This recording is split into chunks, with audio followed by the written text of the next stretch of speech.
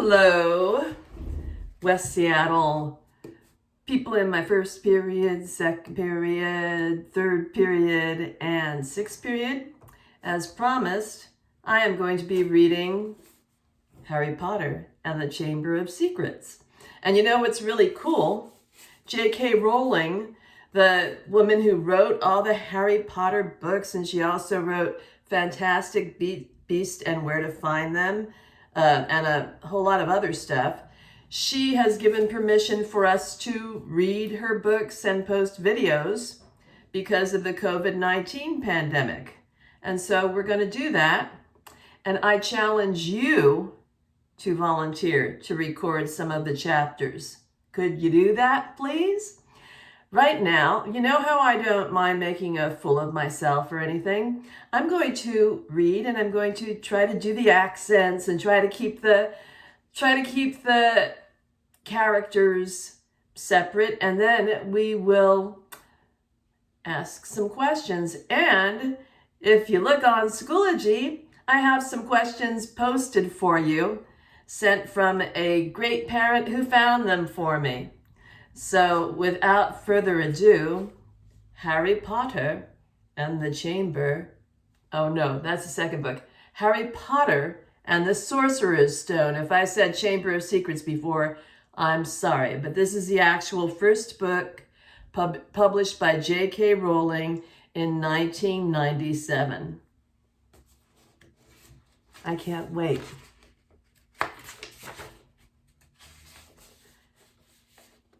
We're going to read chapter 1, The Boy Who Lived. Harry Potter and the Sorcerer's Stone. The Boy Who Lived. I think I can find you a PDF of this too, by the way, without further ado. Mr. and Mrs. Dursley of number 4 Privet Drive were proud to say they were perfectly normal, thank you very much. They were the last people you'd expect to be involved in anything strange or mysterious, because they just didn't hold with such nonsense. Mr. Dursley was the director of a firm called Grunnings, which made drills. He was a big, beefy man with hardly any neck, although he did have a very large mustache. Mrs. Dursley was thin and blonde and had nearly twice the usual amount of neck, which came in very useful as she spent so much time craning over garden fences and spying on the neighbors. The Dursleys had a small son named Dudley, and in their opinion, there was no finer boy anywhere. The Dursleys had everything they wanted, but they also had a secret. And their greatest fear was that somebody would discover it. They didn't think they could bear it if anyone found out about the Potters. Mrs. Potter was Mrs. Dursley's sister, but they hadn't met for several years. In fact, Mrs. Dursley pretended she didn't have a sister because her sister and her good-for-nothing husband were as un-Dursley-ish as it was possible to be. The Dursleys shuddered to think what the neighbors would say if the Potters arrived in the street. The Dursleys knew that the Potters had a small son too, but they had never even seen him. This boy was another good reason for keeping the Potters away. They didn't want Dudley mixing with a child like that. When Mr. and Mrs. Dursley woke up on the dull gray Tuesday our story starts, there was nothing about the cloudy skies outside to suggest that strange and mysterious things would soon be happening all over the country. Mr. Dursley hummed as he picked out his most boring tie for work, and Mrs. Dursley gossiped away happily as she wrestled a screaming Dudley into his high chair. None of them noticed a large, tawny owl fluttered past the window. At 8:30, Mr. Dursley picked up his briefcase, pecked Mrs. Dursley on the cheek, and tried to kiss Dudley goodbye, but missed, because Dudley was now having a tantrum and throwing his cereal at the walls. "Little tyke," chortled Mr. Dursley as he left the house. He got into his car and backed out of number 4's drive. It was on the corner of the street that he noticed the first sign of something particular: a cat reading a map. For a second, Mr. Dursley didn't realize what he had seen, and then he jerked his head around to look again. There was a tabby cat standing on the corner of Privet Drive, but there wasn't a map in sight. What could he have been thinking of? It must have been a trick of light. Mr. Dursley blinked and stared at the cat. It stared back. As Mr. Dursley drove around the corner and up the road, he watched the cat in his mirror. It was now reading the sign that said Privet Drive. No, looking at the sign. Cats couldn't read maps or signs. Mr. Dursley gave himself a little shake and put the cat out of his mind. As he drove toward town, he thought of nothing except a large order of drills he was hoping to get that day. But on the edge of town, drills were driven out of his mind by something else. As he sat in the usual morning traffic jam, he couldn't help noticing that there seemed to be a lot of strangely dressed people about. People in cloaks. Mr. Dursley couldn't bear young people who dressed in funny clothes, the get-ups you saw on young people. He supposed this was some stupid new fashion. He drummed his fingers on the steering wheel, and his eyes fell on a huddle of those weirdos standing quite close by. They were whispering excitedly together. Mr. Dursley was enraged to see that a couple of them weren't young at all. Why, that man had to be older than he was, and wearing an emerald green cloak. The nerve of him! But then it struck Mr. Dursley that this was probably some silly stunt. These people were obviously collecting for something. Yes, that would be it. The traffic moved on, and a few minutes later, Mr. Dursley arrived in the Grunnings parking lot, his mind back on drills. Mr. Dursley always sat with his back to the window in his office on the 9th floor. If he hadn't, he might have found it harder to concentrate on drills that morning. He didn't see the owl swooping past in broad daylight, though people down in the street did. They pointed and gazed open-mouthed as owl after owl sped overhead. Most of them had never seen an owl, even at nighttime. Mr. Dursley, however, had a perfectly normal owl-free morning. He yelled at 5 different people. He made several important telephone calls and shouted a bit more. He was in a very good mood until lunchtime, when he thought he'd stretch his legs and walk across the road to buy himself a bun from the bakery. He'd forgotten all about the people in cloaks until he passed a group of them next to the baker's. He eyed them angrily as he passed. He didn't know why, but they made him uneasy. This bunch were whispering excitedly too, and he couldn't see a single collecting tin. It was on his way back past them, clutching a large donut in a bag, that he caught a few words of what they were saying. "The Potters. That's right. That's what I heard." "Yes, their son, Harry." Mr. Dursley stopped dead. Fear flooded him. He looked back at the whisperers as if he wanted to say something to them, but thought better of it. He dashed back across the road, hurried up to his office, snapped at his secretary not to disturb him, seized his telephone, and had almost finished dialing his home number when he changed his mind.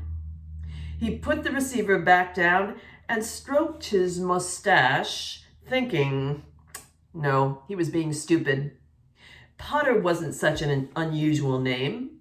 He was sure there were lots of people called Potter who had a son, Harry. Come to think of it, he wasn't even sure his nephew was called Harry.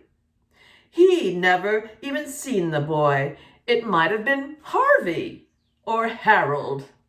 There was no point in worrying Mrs. Dursley. She always got so upset at any mention of her sister. He didn't blame her if he'd had a sister like that. But all the same, those people in cloaks. He found it a lot harder to concentrate on drills that afternoon. And when he left the building at 5 o'clock, he was still so worried that he walked straight into someone just outside the door. "Sorry," he grunted as the tiny old man stumbled and almost fell.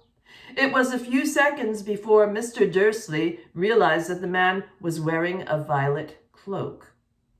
He didn't seem at all upset at being almost knocked to the ground.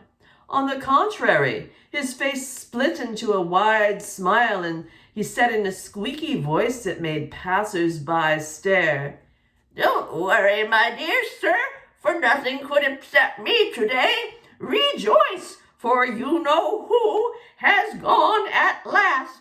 Even muggles like yourself should be celebrating this happy, happy day." And the old man hugged Mr. Dursley around the middle and walked off. Mr. Dursley stood rooted to the spot. He had been hugged by a complete stranger. He also thought he had been called a muggle, whatever that was. He was rattled. He hurried to his car and set off for home, hoping he was imagining things which he had never hoped before, because he didn't approve of imagination. As he pulled into the driveway of number 4, the first thing he saw, and it didn't improve his mood, was the tabby cat he'd spotted that morning. It was now sitting on his garden wall. He was sure it was the same one. It had the same markings around its eyes. "Shoo!" said Mr. Dudley loudly. The cat didn't move. It just gave him a stern look. Was this normal cat behavior? Mr. Dursley wondered. Trying to pull himself together, he let himself into the house. He was still determined not to mention anything to his wife. Mrs. Dursley had had a nice, normal day. She told him over dinner about Mrs. Next Door's problems with her daughter and how Dudley had learned a new word, won't. Mr. Dursley tried to act normally. When Dudley had been put to bed, he went into the living room in time to catch the last report on the evening news. And finally, bird watchers everywhere have reported that the nation's owls have been behaving very unusually today. Although owls normally hunt at night and are hardly ever seen in daylight, there have been hundreds of sightings of these birds flying in every direction since sunrise. Experts are unable to explain why the owls have suddenly changed their sleeping pattern. The newscaster allowed himself a grin. Most mysterious. And now over to Jim McGoffin with the weather. Going to be any more showers of owls tonight, Jim?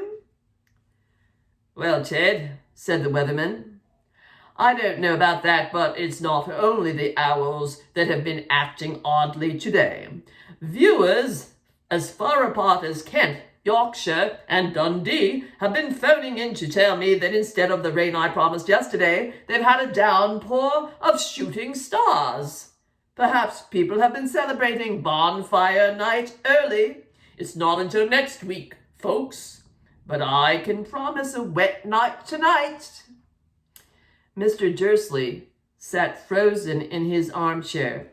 Shooting stars all over Britain? Owls? flying by daylight, mysterious people in cloaks all over the place, and a whisper about the Potters. Mrs. Dursley came into the living room carrying 2 cups of tea. It was no good. He'd have to say something to her. He cleared his throat nervously. Petunia, dear, you haven't heard from your sister lately, have you? As he had expected, Mrs. Dursley looked shocked and angry. After all, they normally pretended she didn't have a sister. No, she said sharply. Why? Funny stuff on the news, Mr. Dursley mumbled. Owls, shooting stars, and there were a lot of funny-looking people in town today. So? Snapped Mrs. Dursley. Well, I just thought maybe it was something to do with, you know, her crowd.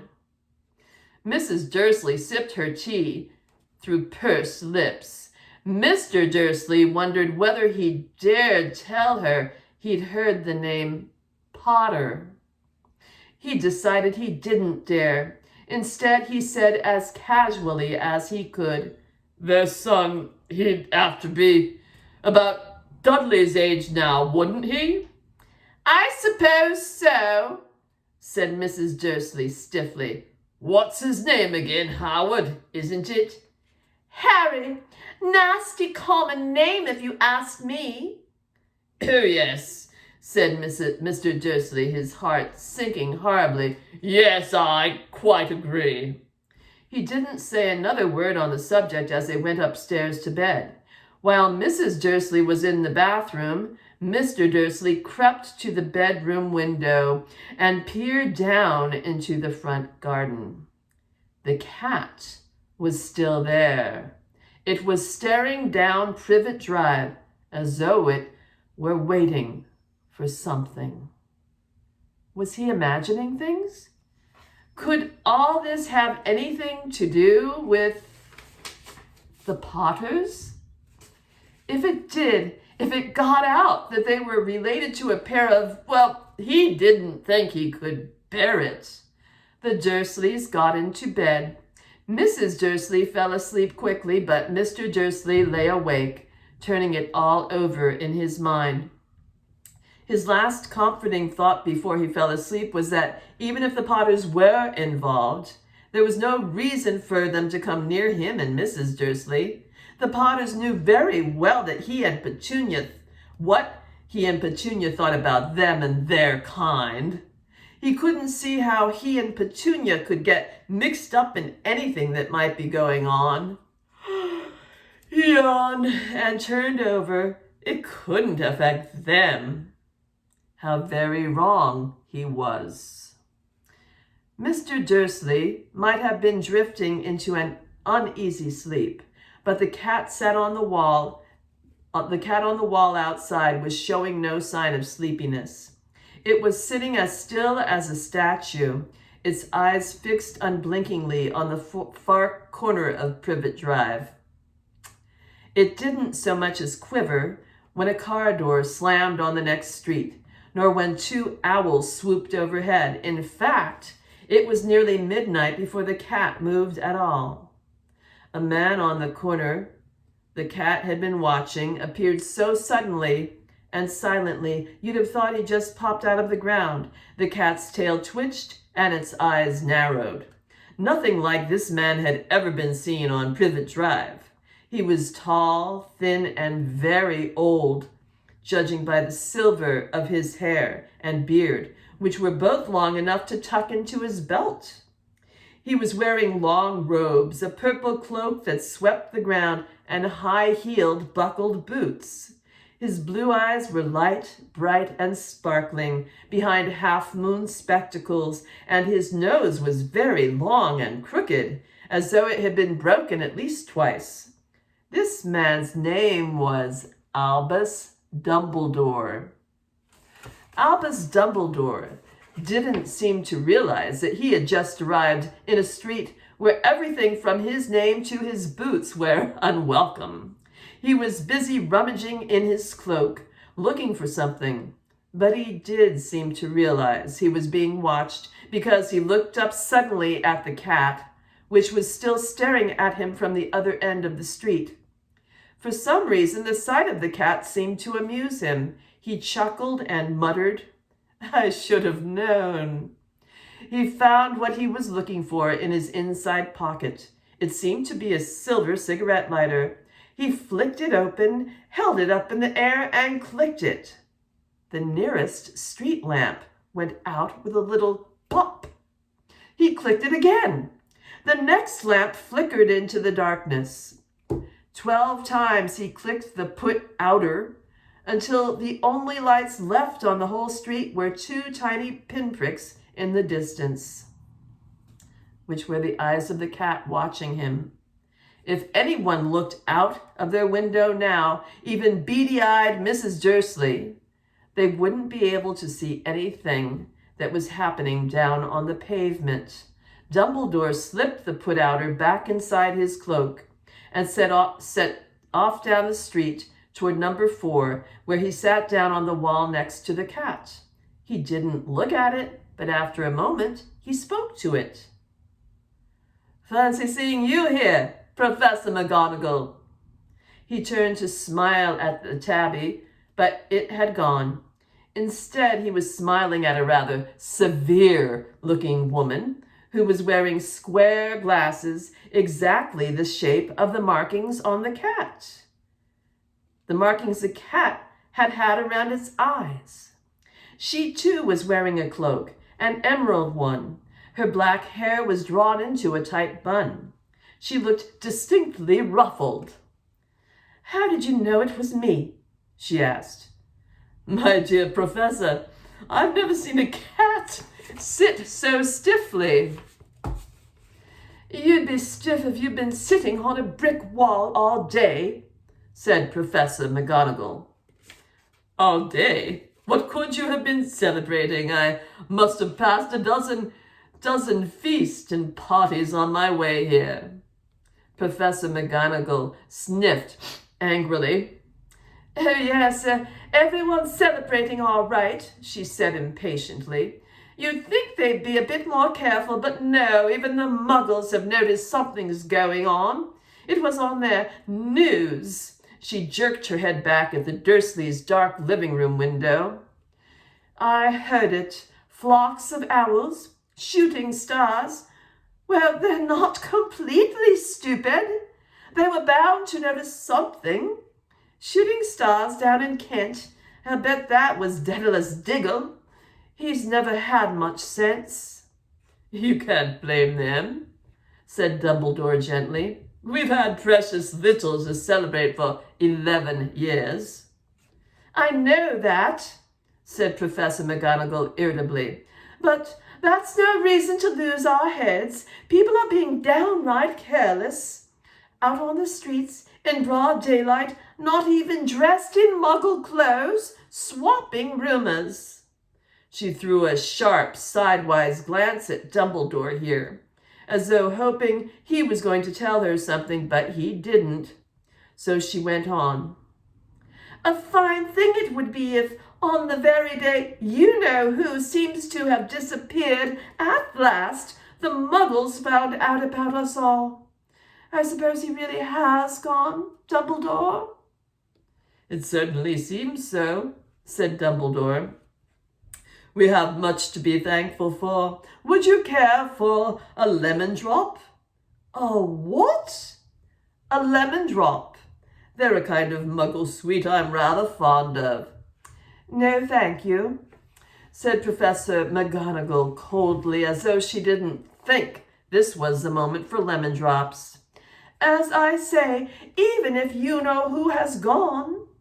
"My dear Professor, surely a sensible person like yourself can call him by his name. All this you-know-who nonsense. For 11 years I have been trying to persuade people to call him by his name. Voldemort." Professor McGonagall flinched, but Dumbledore, who was unsticking 2 lemon drops, seemed not to notice. It all gets so confusing if we keep saying you-know-who. I've never seen any reason to be frightened of saying Voldemort's name. I know you haven't, said Professor McGonagall, sounding half exasperated, half admiring. But you're different. Everyone knows you're the only one you know. Oh, all right, Voldemort was frightened of. Only because you're too, well, noble to use them. It's lucky it's dark. I haven't blushed so much since Madame Pomfrey. Oh, I skipped a whole line, kids. Let's go back to, you know who. Oh, all right, Voldemort was frightened of, and Dumbledore replied. He said, You flatter me, said Dumbledore calmly. Voldemort had powers I will never have. Only because you're too, well, noble to use them. It's lucky it's dark. I haven't blushed so much since Madame Pomfrey told me she liked my new earmuffs. Professor McGonagall shot a sharp look at Dumbledore and said, The owls are nothing next to the rumors that are flying around. You know what everyone's saying about why he's disappeared and what finally stopped him? It seemed that Professor McGonagall had reached the point she was most anxious to discuss. The real reason she had been waiting on a cold, hard wall all day. For neither a cat nor as a woman had she fixed Dumbledore with such a piercing stare as she did now. It was plain that whatever everyone was saying, she was not going to believe it until Dumbledore told her it was true. Dumbledore, however, was choosing another lemon drop and did not answer. What they're saying, she pressed on, is that last night Voldemort turned up in Godric's Hollow. He went to find the Potters. The rumor is that Lily and James Potter they're dead. Dumbledore bowed his head. Professor McGonagall gasped. Lily and James, I can't believe it. I didn't want to believe it. Oh, Albus. Dumbledore reached out and patted her on the shoulder. I know, he said heavily. Professor McGonagall's voice trembled as she went on. That's not all. They're saying he tried to kill the Potter's son Harry, but he couldn't. He couldn't kill that little boy.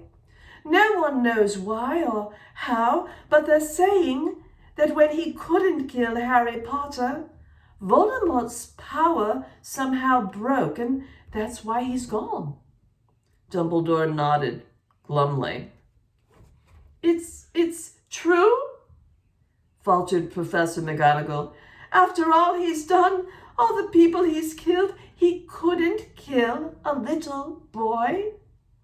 It's just astounding, of all the things to stop him. But how in the name of heaven did Harry survive? We can only guess, said Dumbledore. We may never know. Professor McGonagall pulled out a lace handkerchief and dabbed at her eyes beneath her spectacles. Dumbledore gave a great sniff as he took a golden watch from his pocket and examined it. It was a very old watch. It had 12 hands but no numbers. Instead, little planets were moving around the edge. It must have made sense to Dumbledore, though, because he put it back in his pocket and said, Hagrid's late. I suppose it was he who told you I'd be here, by the way. Yes, said Professor McGonagall. And I don't suppose you're going to tell me why you're here, of all places. I've come to bring Harry to his aunt and uncle. They're the only family he has left now. Perhaps I should say aunt and uncle. We'll see about that. You don't mean? You can't mean the people who live here, cried Professor McGonagall, jumping to her feet and pointing at number 4. Dumbledore, you can't. I've been watching them all day. You couldn't find 2 people who are less like us. And they've got this son. I saw him kicking his mother. all the way up the street screaming for sweets. Harry Potter? Come here and live? Oh. It's the best place for him, said Dumbledore firmly. His aunt and uncle will be able to explain everything to him when he's older. I've written him a letter. A letter, repeated Professor McGonagall faintly, sitting back down on the wall. Really, Dumbledore, you think you can explain all this in a letter? These people will never understand him. He'll be famous, a legend. I wouldn't be surprised if today was known as Harry Potter Day in the future. There will be books written about Harry. Every child in our world will know his name. Exactly, said Dumbledore, looking very seriously over the top of his half-moon glasses. It would be enough to turn any boy's head. Famous before he can walk and talk. Famous for something he won't even remember. Can't you see how much better off he'll be growing up away from all that until he's ready to take it? Professor McGonagall opened her mouth, changed her mind, swallowed, and then said, Yes, you're right, of course. But how is the boy getting here, Dumbledore? She eyed his cloak suddenly, as though she thought he might be hiding Harry underneath it. Hagrid's bringing him. You think it wise to trust Hagrid with something as important as this? I would trust Hagrid with my life, said Dumbledore. I'm not saying his heart isn't in the right place, said Professor McGonagall grudgingly. But you can't pretend he's not careless. He does tend to... What was that? A low rumbling sound had broken the silence around them. It grew steadily louder as they looked up and down the street for some sign of a headlight. It swelled to a roar as they both looked up at the sky, and a huge motorcycle fell out of the air and landed on the road in front of them. If the motorcycle was huge, it was nothing to the man sitting astride it. He was almost twice as tall as a normal man and at least 5 times as wide. He looked simply too big to be allowed and so wild. Long tangles of bushy black hair and his beard hid most of his face. He had hands the size of trash can lids, and his feet in their leather boots were like baby dolphins. In his vast muscular arms, he was holding a bundle of blankets. Hagrid, said Dumbledore, sounding relieved. At last. And where did you get that motorcycle?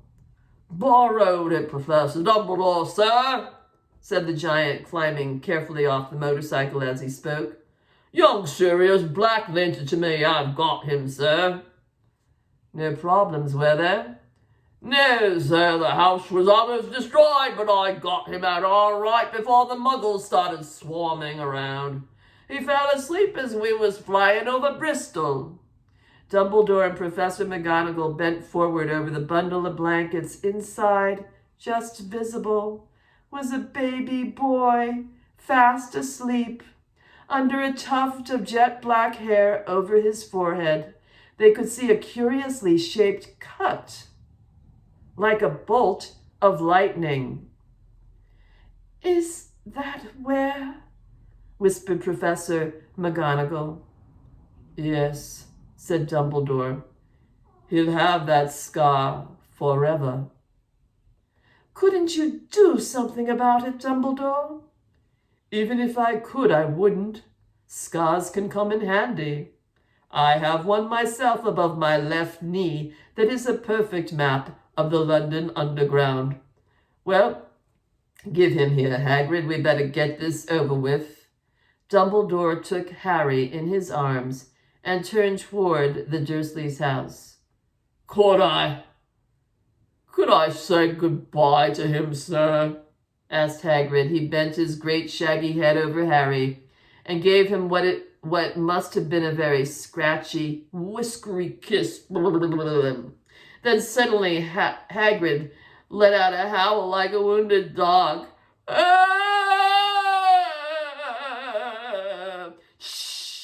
hissed Professor McGonagall. "You'll wake the muggles." "Sorry," sobbed Hagrid, taking out a large spotted handkerchief and burying his face in it. "But I can't stand it. Lily and George dead and poor little Harry off to live with muggles." Yes, it's all very sad, but get a grip on yourself, Hagrid, or we'll be found," Professor McGonagall whispered, patting Hagrid gingerly on the arm as Dumbledore stepped over the low garden wall and walked to the front door. He laid Harry gently on the doorstep, took a letter out of his cloak, tucked it inside Harry's blankets, and then came back to the other two. For a full minute, the three of them stood and looked at the little bundle. Hagrid's shoulders shook. Professor McGonagall blinked furiously, and the twinkling light that usually shone from Dumbledore's eyes seemed to have gone out. "Well," said Dumbledore finally, "that's that. We've no business staying here. We may as well go and join the celebrations." "Yeah," said Hagrid in a very muffled voice. "I'll be taking Sirius's bike back. Good night, Professor McGonagall. Professor Dumbledore, sir." Wiping his streaming eyes on his jacket sleeve, Hagrid swung himself onto the motorcycle and kicked the engine into life. With a roar, it rose into the air and off into the night. "I shall see you soon, I expect, Professor McGonagall," said Dumbledore, nodding to her. Professor McGonagall blew her nose in reply. Dumbledore turned and walked back down the street. On the corner, he stopped and took out the silver put-outer. He clicked it once, and 12 balls of light sped back to their street lamps, so that Privet Drive glowed suddenly orange, and he could make out a tabby cat slinking around the corner at the other end of the street. He could just see the bundle of blankets on the step of number 4. "Good luck, Harry," he murmured. He turned on his heel, and with the swish of his cloak, he was gone. A breeze ruffled the neat hedges of Privet Drive, which lay silent and tidy under the inky sky, the very last place you would expect astonishing things to happen. Harry Potter rolled over inside his blankets without waking up. One small hand closed on the letter beside him, and he slept on, not knowing he was special, not knowing he was famous, not knowing he would be woken in a few hours' time by Mrs. Dursley's scream as she opened the front door to put out the milk bottles, nor that he would spend the next few weeks being prodded and pinched by his cousin Dudley.